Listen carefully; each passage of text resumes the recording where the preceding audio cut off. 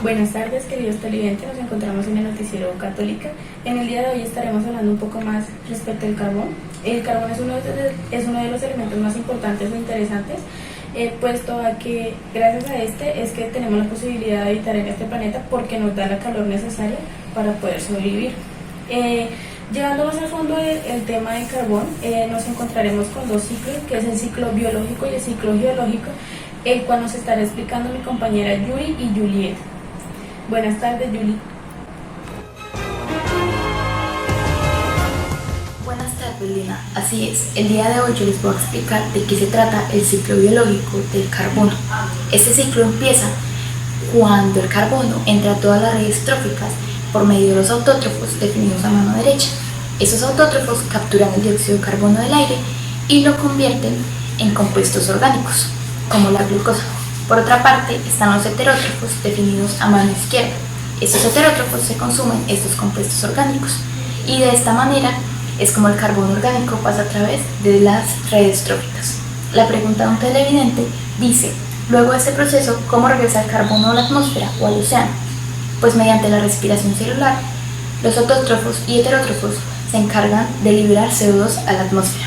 Para concluir con mi reporte, quiero que sepan que se estima que se mueven entre 1.000 y 100 millones de toneladas métricas de carbono a través de la ruta biológica cada año. Para que se den una idea, esto es casi el peso de un carro pequeño.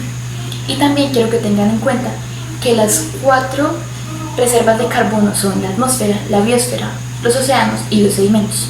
Espero les haya quedado claro el ciclo biológico y ahora vamos a continuar con nuestra compañera Juliet, que nos va a explicar todo acerca del ciclo geológico del carbono. Buenas tardes, Yuri. El ciclo geológico del carbono es más lento que el ciclo biológico debido a que el carbono tarda millones de años en completarlo. Al llover, una parte de las rocas se disuelve arrastrando los iones de carbono hacia los ríos y los ríos hacia los océanos.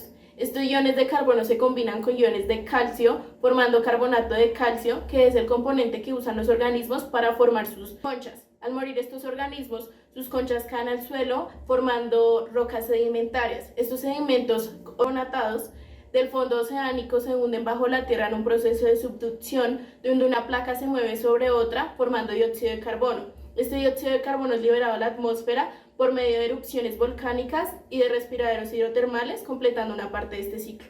Por otra parte, el carbono se encuentra en el suelo almacenado como carbono orgánico, producto de la descomposición de organismos, y como carbono inorgánico, producto de la materialización de rocas y minerales. Más abajo en el subsuelo se encuentran los combustibles fósiles como el petróleo, el carbono y el gas natural, producto de la descomposición de plantas en un estado anaeróbico, es decir, en un estado sin oxígeno. Estos combustibles fósiles tardan millones de años en componerse y cuando el ser humano los quema, liberan dióxido de carbono a la atmósfera, completando el ciclo.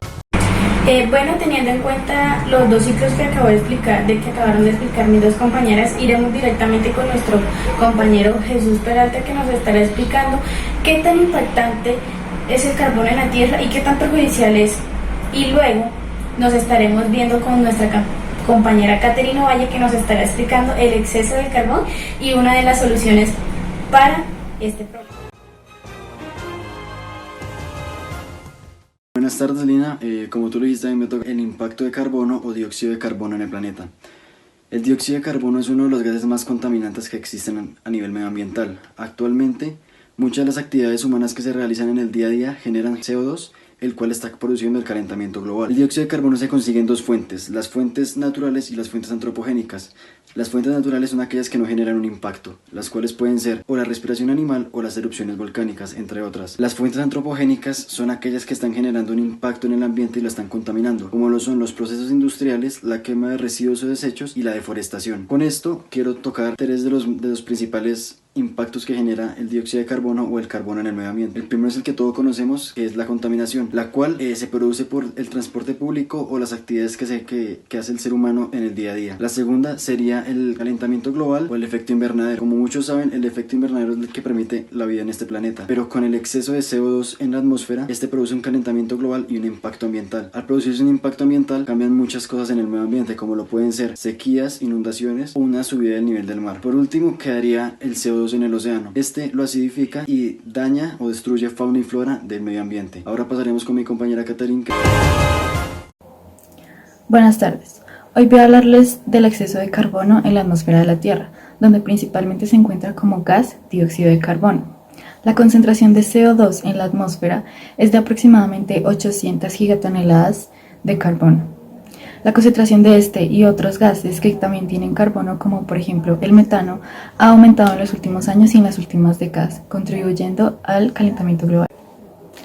El carbono puede ser liberado a la atmósfera de diferentes maneras, como por ejemplo la respiración de animales y plantas, la producción de cemento, las erupciones volcánicas o, una de las más preocupantes, la combustión de material orgánico.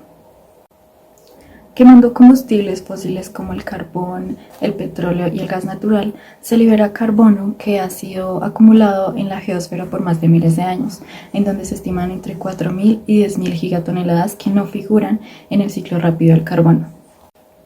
Aún así, las actividades humanas como la combustión de material orgánico y la deforestación han incorporado nuevos flujos de carbono en el ciclo biológico. Muchas gracias, Catherine y Jesús Peralta. Muchas gracias y espero que les haya gustado el contenido respecto al carbono.